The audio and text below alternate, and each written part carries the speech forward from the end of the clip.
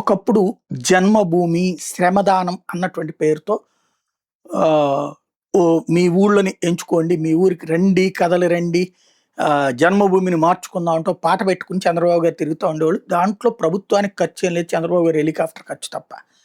మిగతా అది ఆ ఎన్ఆర్ఐ వచ్చి ఆ ఊళ్ళో రోడ్డే ఇస్తాను నేను, లేకపోతే ఒక స్కూల్ కట్టిస్తాను, లేకపోతే స్కూల్లో గది కట్టిస్తాను అంటే ప్రచారం బాబు గారికి, పైసలు వాళ్ళది.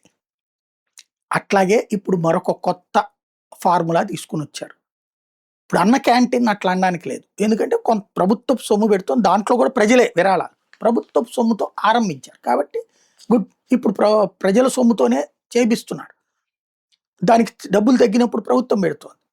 ఇప్పుడు వృద్ధులు ఎవరైతే ఉంటారో వాళ్ళకి ఓపిక లేనోళ్ళు కాకుండా ఓపిక ఉన్నోళ్ళందరితో ఒక సిల్వర్ స్టీమ్ అని తయారు చేస్తారట. ఒక 50,000 మంది రిక్రూట్ చేసుకుంటారట.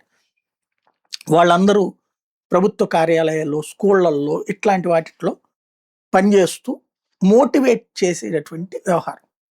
అంటే పెద్దరికపు గౌరవం అన్నటువంటి.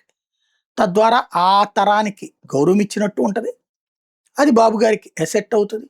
అదే సందర్భంలో ఆయా సంస్థలకి ఒక సలహాదారుల టైపులో ఇచ్చినట్టు ఉంటుంది. గౌరవంగా పనిచేయడం తప్పించి ఇక్కడ ఏం డబ్బులు ఉండదు.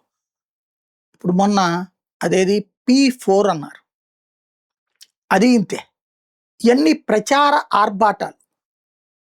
ప్రజలు ఇవి కోరుకుంటున్నారా అంటే ఎలైట్ సెక్షన్స్, మేధావి వర్గం, విద్యావంతులైన వర్గం మంచి ఆలోచనే కదా, బాగా తప్పే ఉందంటారు. బట్ వీళ్ళు అక్కడ ఏకు మేకై కూర్చుంటారు. ఒకప్పుడు ఇట్లాగే చంద్రబాబు గారు పోలీస్ ఫ్రెండ్లీ అని ప్రతి పోలీస్ స్టేషన్కి కూడా ఆ ప్రాంతంలో ఉన్నటువంటి ఒక 5గురో 6గురునో పోలీస్ మిత్ర అని ఒక ఐడెంటిటీ కార్డు ఇచ్చేవాళ్ళు. దాన్ని తీసుకుని వాళ్ళు అక్కడ పనిచేసే పోలీసులకి అక్కడ తమ సమాజం మధ్యలో జరుగుతున్న ఇష్యూస్ ఇన్ఫార్మ్ చేస్తుండాలి.